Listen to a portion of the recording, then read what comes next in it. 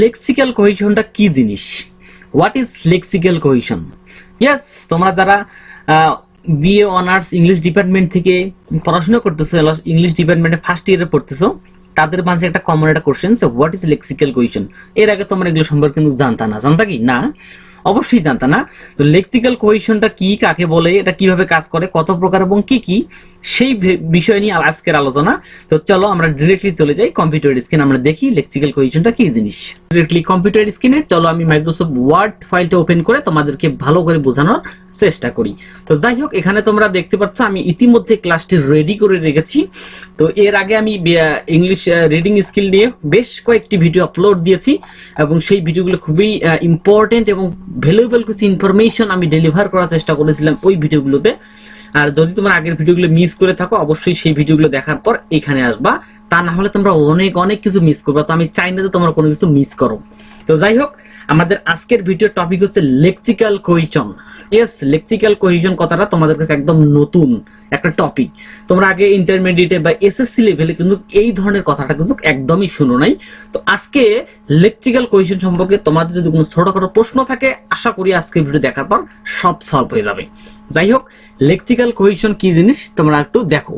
তো লেক্সিক্যাল কোহেশনটা হচ্ছে কিরকম, যে আবিধানিক সংহতি যেটাকে বলা হয়ে থাকে বাংলায়, সেটা হচ্ছে লেক্সিক্যাল কোহেশন। অর্থাৎ লেক্সিক্যাল কোহেশনের বাংলা হচ্ছে আবিধানিক সংহতি বা মিল, এমন কিছু একটা মানে মেনশন করা আছে আর কি। লেক্সিক্যাল কোহেশন কাকে বলে? লেক্সিক্যাল কোহেশন হচ্ছে যখন কোনো শব্দের অর্থের পুনরাবৃত্তি ঘটে, অর্থাৎ একটি শব্দ পরস্পর সম্পর্কযুক্ত থাকে, তখনই কিন্তু লেক্সিক্যাল কোহেশনটা সংগঠিত হয়। অর্থাৎ একটি টেক্সটের মাঝে মনে করো একটি শব্দের সাথে আরেকটি শব্দের সম্পর্ক আছে বা রিলেশনশিপ আছে বা অর্থের সাথে মিল আছে বা একই রকম অর্থ যখন ব্যবহার করা হয়, তখনই কিন্তু লেক্সিক্যাল কোহেশনটা সংগঠিত হয়। তো এই লেক্সিক্যাল কোহেশন মাত্র দুই প্রকার, একটা হচ্ছে রিইটারেশন আর একটা হচ্ছে কোলোকেশন। তো এখন আমরা জানবো what is reiteration and what is collocation. তো রিইটারেশনটা কি জিনিস দেখো, রিইটারেশনের বাংলা যদি তোমরা জানতে চাও, রিইটারেশনের বাংলা হচ্ছে তোমার পুনরাবৃত্তি বা পুনরায় ঘটা এমন কিছু, অর্থাৎ এটাকে বলা হয়ে থাকে পুনরাবৃত্তি। তাহলে এটার সংজ্ঞাটা সিম্পল, আমরা যদি মানেটা বুঝতেই পারতেছি। তো সংজ্ঞাটা দাঁড়াবে এরকম, যখন কোনো শব্দ কি করে, কোনো একটা লেখার মাঝে অর্থের দিক থেকে সংহতিপূর্ণ থাকে বা সমান থাকে বা সম্পর্ক থাকে পরস্পর, সেটাকে বলা থাকে রিইটারেশন। সম্পর্ক তোমার, অর্থাৎ ওই শব্দটা কি হবে, পুনরাবৃত্তি হবে, পুনরায় একটা টেক্সটের মাঝে ওই শব্দটা পুনরায় আসবে বা পুনরায় সংগঠিত হবে, এটাই হচ্ছে মূলত রিইটারেশন। তো রিইটারেশনের কি আছে, একটা বৈশিষ্ট্য আছে। রিইটারেশনটা আবার সবসময় যে একই শব্দ বসে তা কিন্তু না। রিইটারেশনটা মাঝে মাঝে কি হয়, যে সমর্থক শব্দ বসে, সিনোনিম বসে বা নেয়ার সিনোনিম বসে বা পাশাপাশি সমর্থক শব্দ বসে, পুরোপুরি সমর্থক না হলেও পাশাপাশি সমর্থকটা বসে, এটাকে বলা হয়ে থাকে মূলত রিইটারেশন। তো লেটস সি এক্সাম্পল হিয়ার। তো আমরা এখানে একটা এক্সাম্পল দেখি নেই। তো এক্সাম্পলটা দেখো, এখানে বলা আছে কি, success is an examination, success is an examination is difficult to achieve, in fact success depend on many.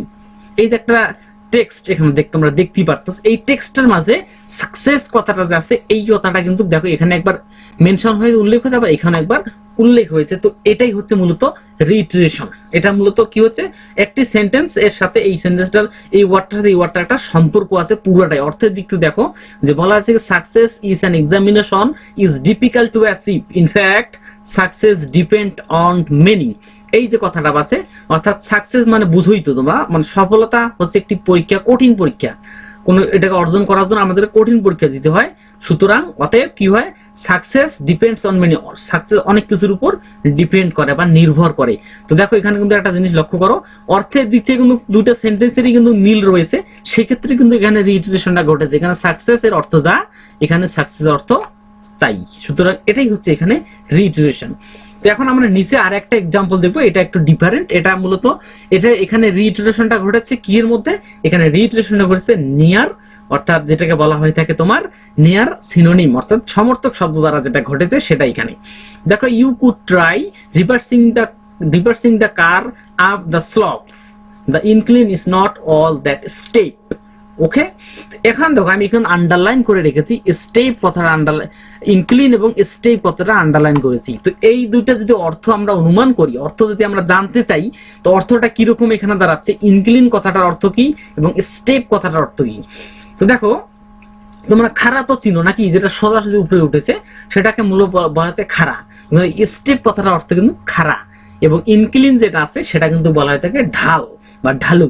তো দেখো জিনিসটা অর্থের দিক থেকে এগুলো কিন্তু একদম একটা সেম জিনিস অবস্থান করতেছে, অর্থাৎ একটা হচ্ছে খাড়া, একটা হচ্ছে ঢালু, বিপরীত কিন্তু না।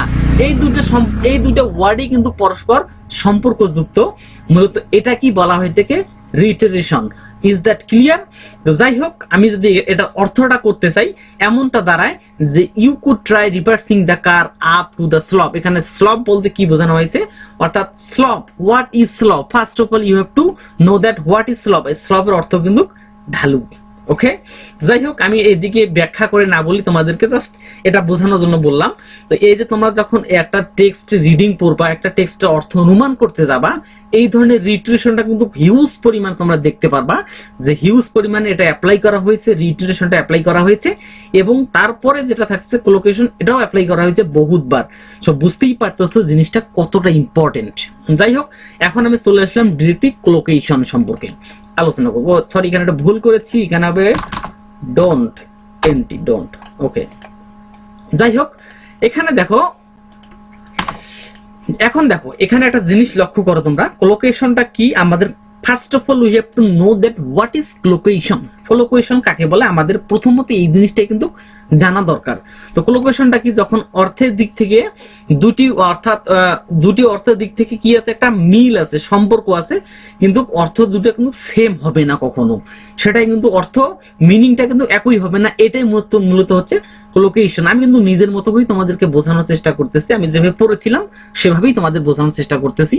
দেখো এই কোলোকেশনটা কি জিনিস, যখন কোনো শব্দ কি হয় আরেকটি শব্দের সাথে সম্পর্ক থাকে, রিলেশনশিপ থাকে, তখনই কিন্তু কোলোকেশনটা সংগঠিত হয়। তো এই এক্সাম্পলটার মাধ্যমে তোমরা একদম কোলোকেশন সম্পর্কে ক্লিয়ার ধারণা পেয়ে যাবা। দেখো এখানে কি বলা আছে, যে the boys don't usually maintain purdah in our country but the girl do. তাহলে এখানে দেখো বয়েজ কথাটা এবং এখানে গার্লস যুক্ত করতে হবে আমার।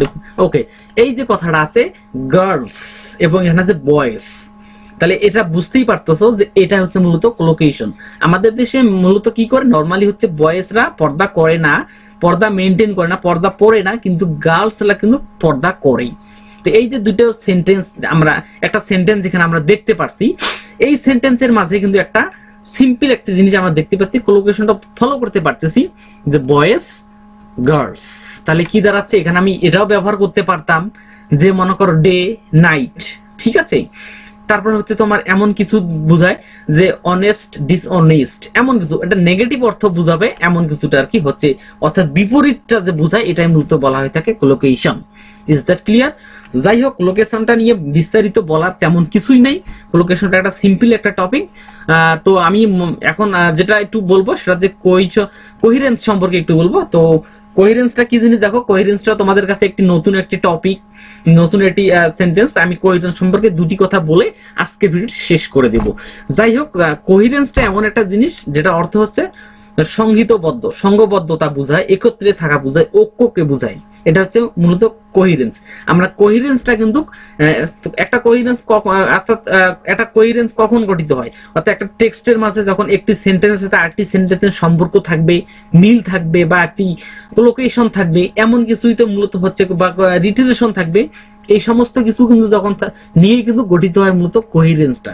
তো কোহিরেন্সের বাংলা অর্থই হচ্ছে এটা সংঘবদ্ধতা, অর্থাৎ একসাথে বদ্ধ হয়ে থাকা, এটা মূলত কোহিরেন্স। অর্থাৎ কোহিরেন্স যেটা আছে, কোহিরেন্সটা মূলত একটি ঐক্যকে বোঝায়, একটি ঐক্যবদ্ধতাকে বোঝায়, অর্থাৎ অর্থের দিক থেকে মিল আছে এমন কিছুটাকে মূলত কোহিরেন্সটা মানে করা হয়ে থাকে, ব্যবহার করা হয়ে থাকে। তো কোহিরেন্স সম্পর্কে আমরা এর পরে কোনো একটি ভিডিওতে ডিটেলস আলোচনা করব, কারণ কোহিরেন্স তোমাদের ইংলিশ রাইটিং স্কিল, এটার ব্যবহারটা অনেক আছে। প্যারাগ্রাফ যখন আমরা লেখা শিখবো, আমি ইতিমধ্যে কিন্তু একটা ভিডিও আপলোড করেছি অনার্স ফার্স্ট ইয়ারের ইংলিশ রাইটিং স্কিল সম্পর্কে।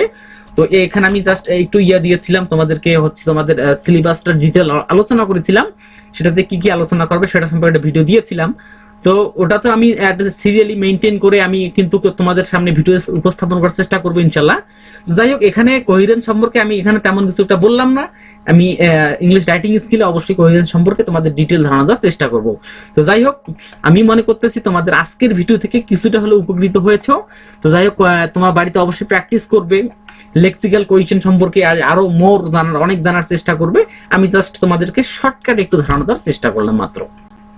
আমার ভিডিও যদি ভালো লেগে থাকে অবশ্যই লাইক, কমেন্ট এন্ড শেয়ার করবে, এবং অবশ্যই অবশ্যই ইম্পর্টেন্টলি আমার চ্যানেলটি সাবস্ক্রাইব করবে এবং পাশে থাকা বেল বাটনটি ক্লিক করে দিবে, যাতে করে আমার আপডেট ভিডিওগুলো অল টাইম পেয়ে যাও। সবাইকে ধন্যবাদ।